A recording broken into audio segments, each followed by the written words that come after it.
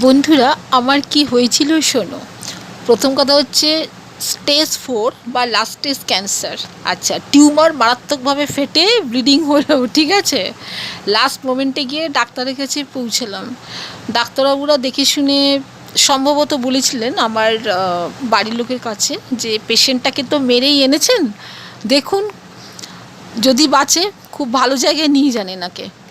সেটা হলো, ঠিক আছে। আরেক নার্সিংহোমে গেলাম, এক নার্সিংহোম থেকে আরেক নার্সিংহোমে গেলাম। তারপরে কী হলো, সেখানে আমার টিউমার অপারেশন হলো। ডাক্তারবাবু বায়োপসি করতে দিলেন, ঠিক আছে।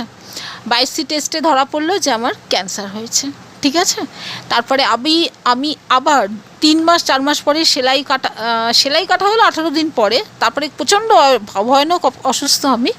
তারপরে গেলাম রেডিওলজি ডিপার্টমেন্টে।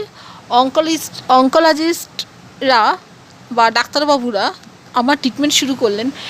22খানার ওপরে কেমোথেরাপি চলে এবং লং টার্ম ট্রিটমেন্টের পর আমি এখন সম্পূর্ণ সুস্থ আছি। বন্ধুরা, অ্যাট প্রেজেন্ট আমি খুব ভালো আছি, সুস্থ আছি। আশা করি ভিডিওটা দেখলে বহু মানুষ মনের জোর পাবেন।